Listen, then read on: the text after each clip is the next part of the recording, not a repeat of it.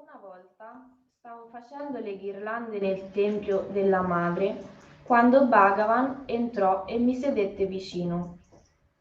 Dopo aver scambiato alcuni commenti, Bhagavan entrò in un profondo stato di samadhi, con gli occhi aperti e non si mosse per circa mezz'ora. Divenne così simile a una statua che persino il suo respiro si fermò. Non c'era battito delle ciglia, non c'era segno di respirazione. Misi la mia mano di fronte al suo volto per controllare.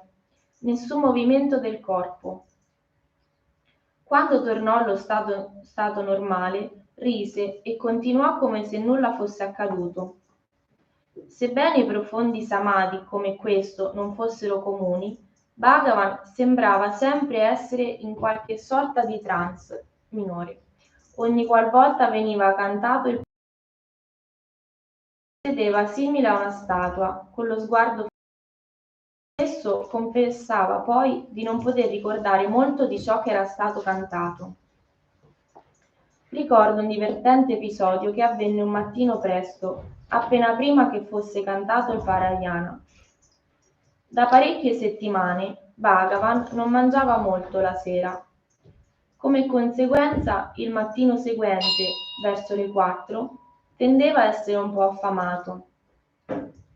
Per calmare la sua fame, era solito mangiare delle arachidi che arrostiva nel suo braciere. Dopo che le aveva arrostite, ne offriva un po' a Krishnaswami, il suo attendente, e a chiunque altro si trovasse nella sala in quel momento. In questo particolare mattino, Bhagavan tirò fuori le sue arachidi e disse a Krishnaswami: prima che inizino il Veda Parayana, facciamo il Parayana delle arachidi. Il Veda Parayana giornaliero, che era cantato in sanscrito, iniziò verso il 1935. Precedentemente, il Parayana consisteva soltanto di versi tamil. Oltre al regolare Parayana, cantavamo anche molto della Ribhu Gita.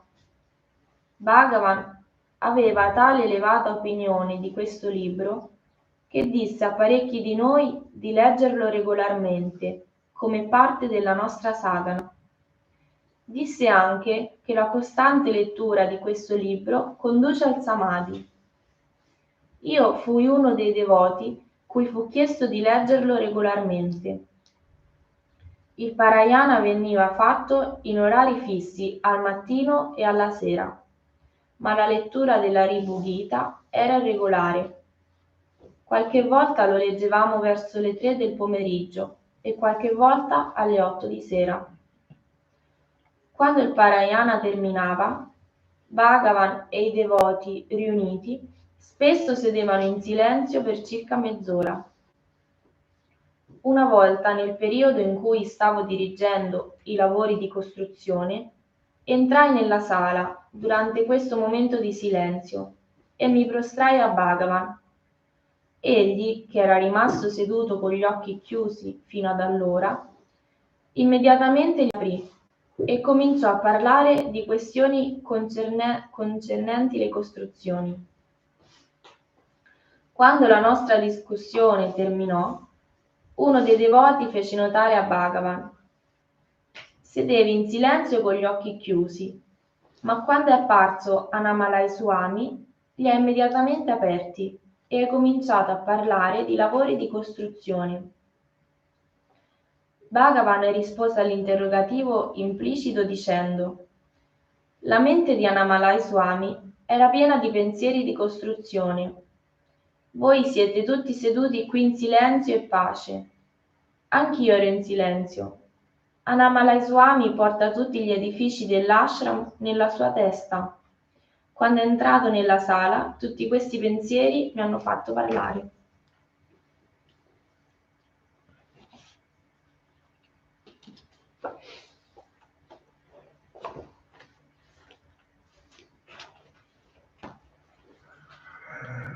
Cosa c'è a chiedere?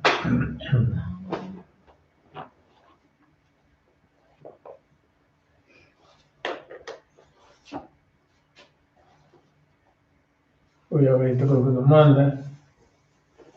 Su lettura, qualcosa hai capito?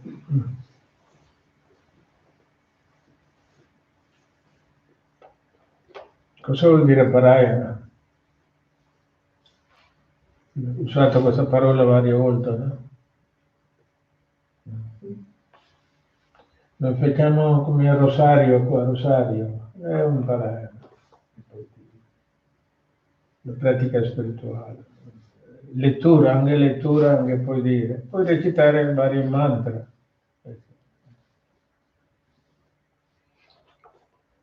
Ripetizione, qualunque cosa tu ripeti ogni giorno, con una certa attenzione, un'attenzione suprema, una coscienza pura, diventa il Parayana. Anche ogni giorno mangiamo, cosa non è un Parayana.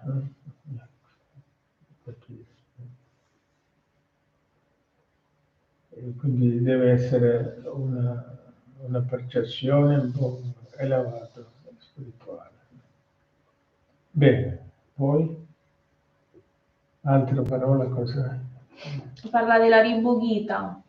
C'è un libro, cosa è un libro? Dice che conduce al Samadhi.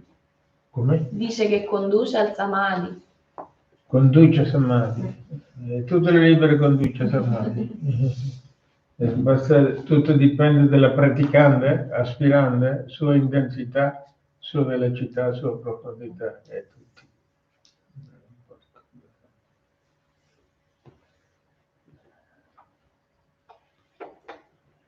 Voi tutti, come mai siete come un po' di un avviso funerale? Non vedo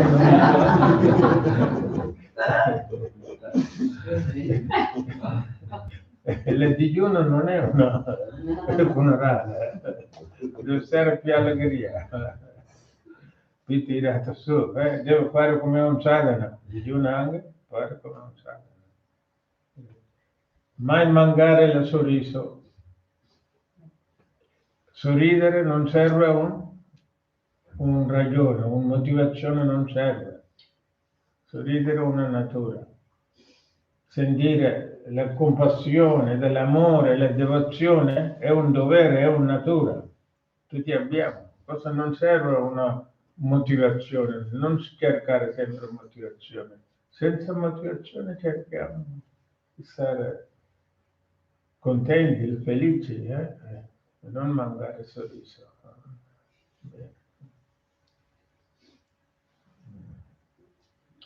Poi come letto, no? Nella lettura, altra cosa ha colpito? E qualcosa parlava di arachidi. Gli arachidi. E cosa ha capito? Gli arachidi tostati. Bhagavan non cenava e la mattina aveva fame e mangiava gli arachidi. Sì. Quindi invece di recitare il mantra, no? E quindi lui ha detto cos'è anche una mantra dell'arachidi, recitazione dell'arachidi. Quindi un umorismo importante. Bene, quindi poi ancora cosa ha detto? Delle leggende riguardo Annamalai Swami e la costruzione, il lavoro, cosa ha detto? Che stavano tutti in silenzio e in pace, entra Annamalai Swami e si prostra verso Bhagavan, però aveva i pensieri riguardo la costruzione dell'ashram. E Bhagavan aveva gli occhi chiusi e inizia a dire fuori tutti i pensieri di Annamalai Swami. Ecco, quindi Bhagavan benedice e nel corso sua sadhana, sua sadhana, suo compito, suo dovere, cosa devo realizzare. Lui pensava andare a occhi chiusi, nel virgoletto, diciamo in silenzio, forse la mente pensa altre cose, invece lui concentrato al suo compito, suo dovere, cosa deve lavorare. Quindi entra anche il Bhagavan, qualcosa comincia a parlare di lavoro, invece è stato il silenzio e lavora. Quindi lavora, è un sadhana per lui, non solo essere il silenzio, il sadhana. se lavori con una qualità elevata, diciamo consapevolezza, un'attenzione elevata, un'attenzione superiore. Deve impegnare a dare attenzione superiore, altrimenti poi sembra un po' superficiale. Nel lavoro deve sentire la devozione. Un lavoro deve essere fatto con devozione. Se non si sviluppa devozione, comincia a fare pesantemente lavoro. Quando comincia uno a fare pesantemente, che cresce sempre. Dopotutto, anche mangiare, anche poi diventa un pesante. Quindi deve impegnare a sviluppare la devozione, altrimenti non vieni facilmente. E cosa è la superficialità? Dice. Quindi, dare un po' di attenzione, attenzione suprema. Bene, e come è terminato? Niente, che ha spiegato che aveva tirato fuori tutti i pensieri di Annamalai Swami. Quindi Annamalai Swami è un devoto, Baba, maestro. Comunque cosa è successo quando Annamalai Swami è venuto? È stato il silenzio, comunque dal suo silenzio lui Gesù, venuto a livello di Annamalai Swami, comincia a parlare dei suoi pensieri. Qua, cosa vede, cosa dell'insegnamento, cosa ci vede? Uno stai alto, è venuto laggiù, uno resta qua e adesso il recesso è venuto laggiù. No? Perché? Che motivo qua? Che ragionamento? Capito la mia domanda? Uno stai alto come un re, ma invece è venuto giù perché è venuto il suo servo. E cosa voi capite? Ecco. Forse ho spiegato bene? Sì. Ho già parlato questa cosa anche prima. Ricambia la devozione del devoto. Devozione, è devozione più forte del Dio. Il Dio è arrivato verso il devoto. Devozione più forte, è cosa devo capire. Grazie.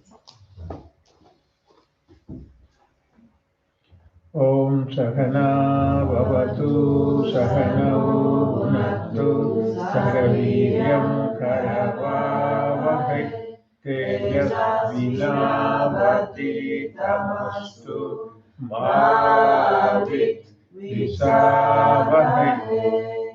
Om Shanti Shanti Shanti. Budevam Bhojanam Prasadam.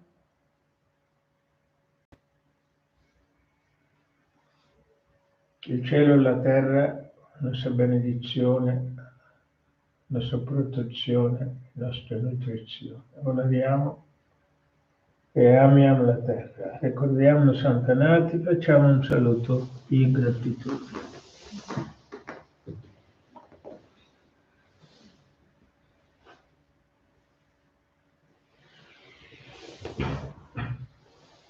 Grazie. Buona giornata. Devo mettere questa divisione.